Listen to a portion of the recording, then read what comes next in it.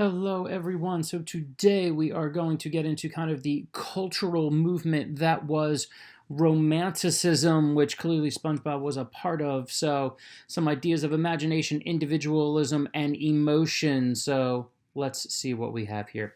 So what Romanticism is really all about? Okay, one, this is an intellectual, literary, and artistic movement. And the other idea is kind of challenging the Enlightenment, that it's okay to not be all about reason and truth. It doesn't always have to be evidentiary, stuff like that. And the focus on things like intuition, feelings, emotions, imagination, that's what this movement really came to be all about. So let's jump right into literature first. So the first author, and he's kind of like one of like the big time dudes here, was Johann Wolfgang von Goethe. And the biggest thing that he wrote was the book The Sorrows of a Young Werther, which you see that little drawing there is depicting. And this kind of became the kind of model for romantic writing. And the whole idea behind it is Werther, the main character, is looking for freedom to fulfill himself, and that he's misunderstood and rejected as by society as a result of this, because he didn't follow the status quo. He led with his heart. He wasn't always the guy that was going to do exactly what he was supposed to do. He fell in love with a woman. He was rejected by her, and ultimately he commits suicide. Now, want to focus here that it's not necessarily like a pro-suicide book or something. That's not what Romanticism is all about. But the idea is that it's willing to address the issues that impact people, and that people are sad and people do struggle. Many of his later works will follow the ideas of people dying young to disease, people who are kidnapped.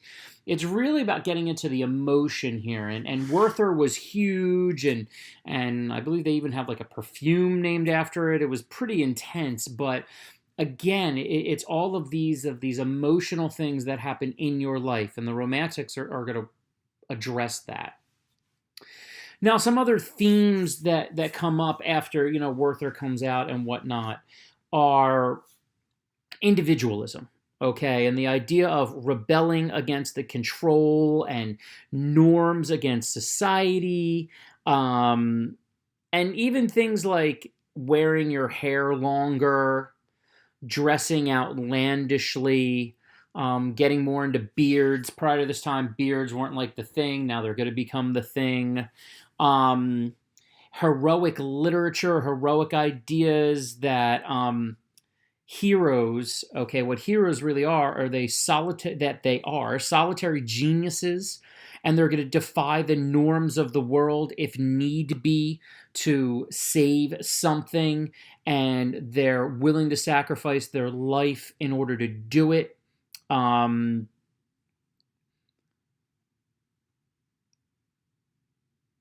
look at those ideas, and those are things that, we talk about during this particular time period. We have the conservative movement and whatnot in Europe. And yes, there's liberalism and socialism that are growing, but for the most part, everything is fairly conservative. And these ideas today might not seem like, oh my gosh, they're writing about heroes that sacrifice themselves, but it's a big deal.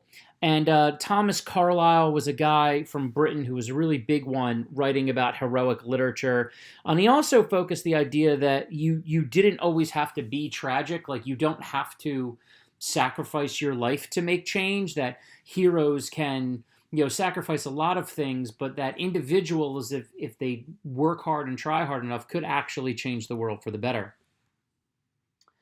Now, history is also part of this movement. I know when you're thinking romantic literature, you're like, emotions, this or that. That's not what history is about. But the idea is, in this idea of history, especially in some of the fictional writing, is bringing things from the past back, and literature that is full of historical references, not necessarily history pieces. So probably the biggest group here, you've got the Grimm Brothers. Wilhelm and Jacob, you see them on the top right here.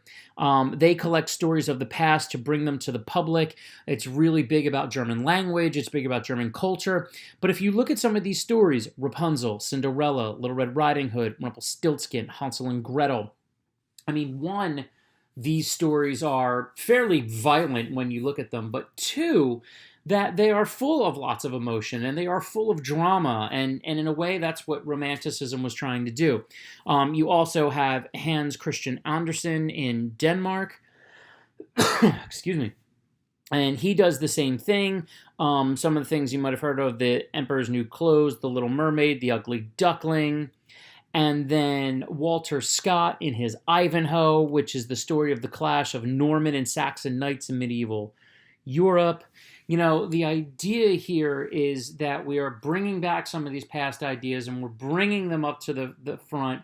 And so, yes, it's not your typical history book, but they're stories that are based within history. I guess you'd call them historical fiction today.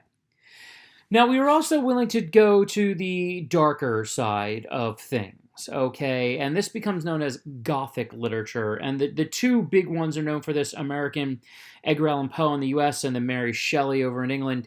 Edgar Allan Poe with his short stories, Mary Shelley, which she actually did kind of on a dare. Her and her friends were together one night and they decided to say who could write like the best ghost story. And Mary Shelley came up with Frankenstein. Fun fact: Frankenstein is not the name of the guy you see on the right. Frankenstein was the scientist, and that is his monster. So the monster actually doesn't have a name. But the idea behind this is that, and Frankenstein, the story of the monster who, attacked by the mob and a variety of different things, and Edgar Allan Poe and where he went. The idea is you do show the darker side of human emotion, and that people can do bad things, and that people can be not particularly nice, and kind of this horror literature. I think long term you're going to get, eventually you'll get like Bram Stoker. Later on will come out with Dracula. That's much after this, but the same type of theme is there. Now, with these writers, they're definitely, can become depressed and suicidal at sometimes. But again, sometimes you have to experience these emotions to get to the emotions.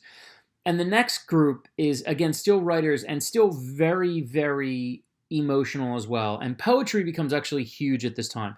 This is actually seen as the top medium. It's seen as more impressive than, say, like the short stories of Edgar Allan Poe, or the novels like Frankenstein or Ivanhoe. And the person really up top is Percy Bysshe Shelley, who is the husband of Mary Shelley, who I just talked to. He actually, the story of his life is interesting. He got kicked out of school because he advocated for atheism, and then he just started to write, and his main work was Prometheus Bound, and that was a work that focused on people revolting against laws and customs that keep them oppressed.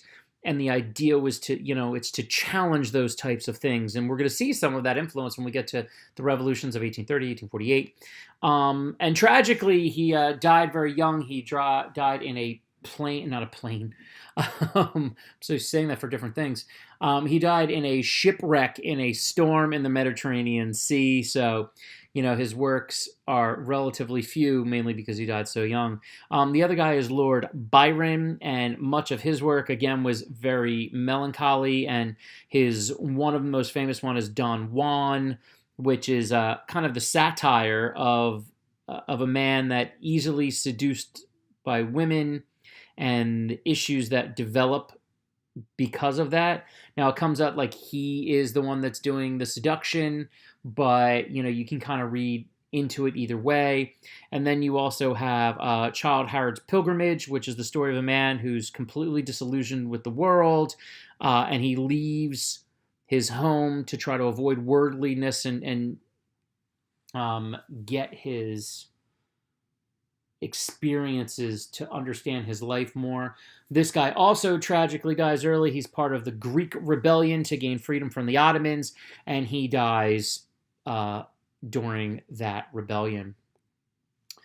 William Wordsworth was really the guy that's going to bring nature into play here. Romanticists love nature and being in nature, and William Wordsworth is the titan here. And the idea is that like nature contains mysterious forces and kind of influences that really can help a poet perceive and learn and write.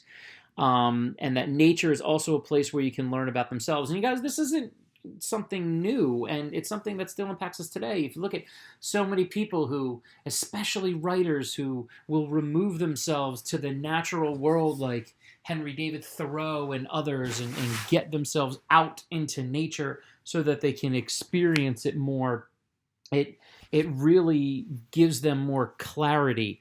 And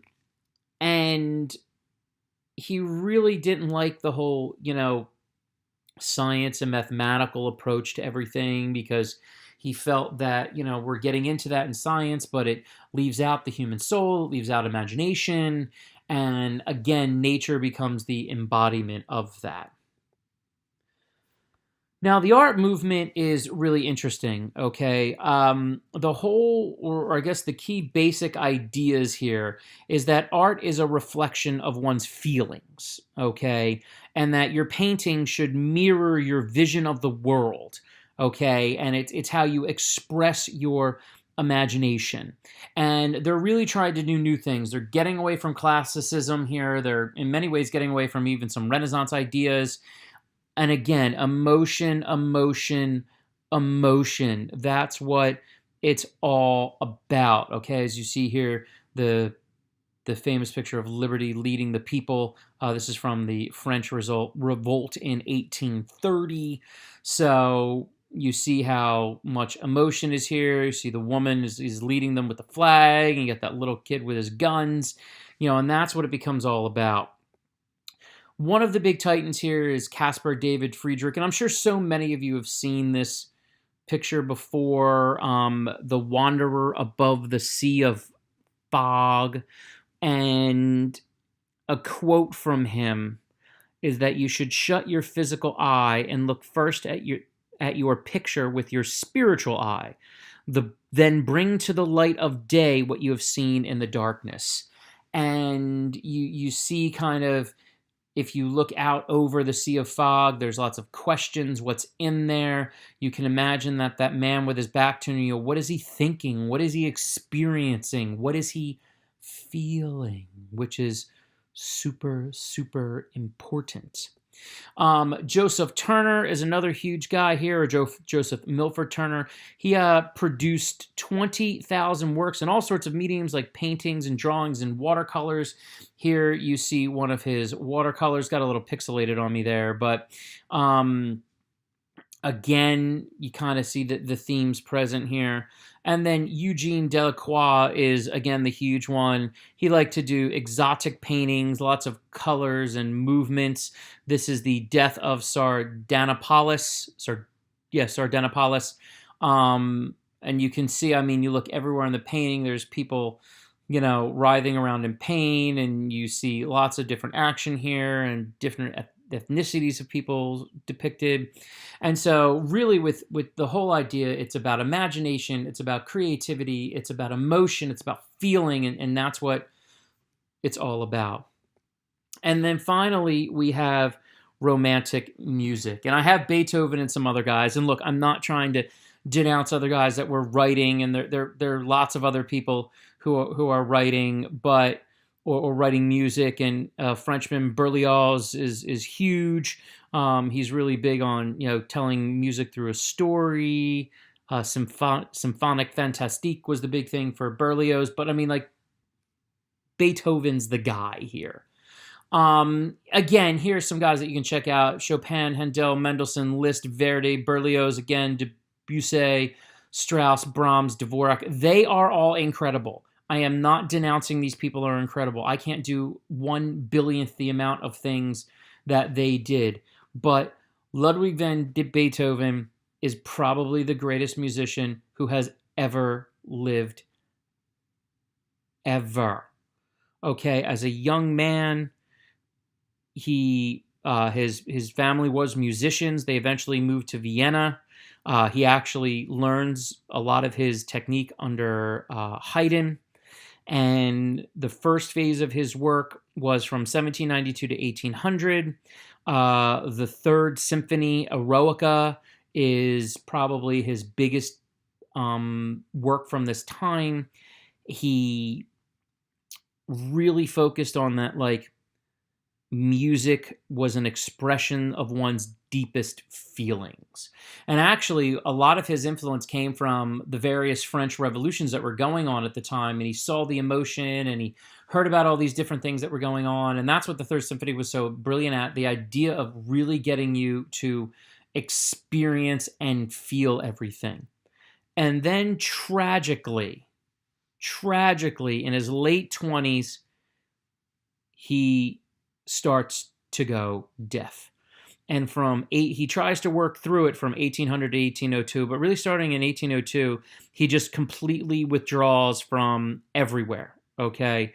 And by 1815, he is completely deaf. But the second phase of his work becomes incredible, because here he starts to create different works, and a lot of people start to criticize it, and you get his most famous quote, which is, "They are not for you, but for a later age." And in the end, if you look at music historians and stuff like that, his greatest works end up being the stuff that he created after he went deaf. And just the fact that he composed a single work while going deaf could put him on the list of greatest musicians. But it's what he also then did. His influences are absolutely titanic, okay? He expands the size of the orchestra. He expands the scope of symphonies. He does a lot of work with the piano, and it ends up becoming kind of one of the more foremost instruments in the world that actually replaces the harpsichord. To so many different things like piano concertos and stuff. That's all coming out of Beethoven. And it is his genius that takes music to this platform. This man was a titan. This man was a legend, and his music is still with us today. So let's just listen to a little bit. You can look into his Third Symphony here.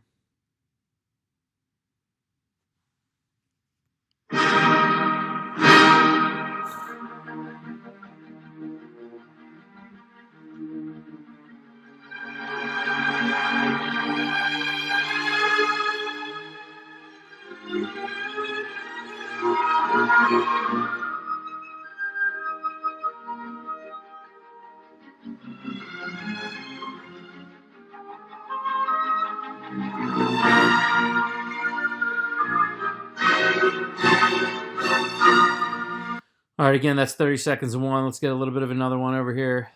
This is the famous.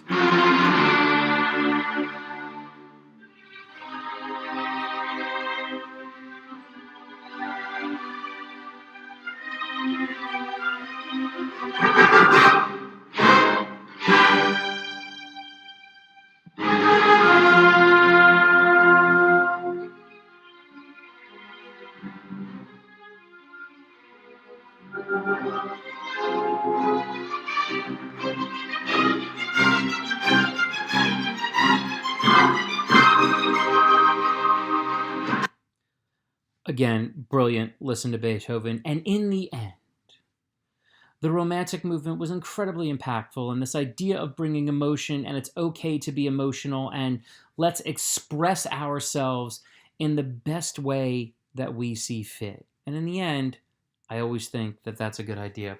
All right, guys, we'll be talking more in class, and thanks for watching.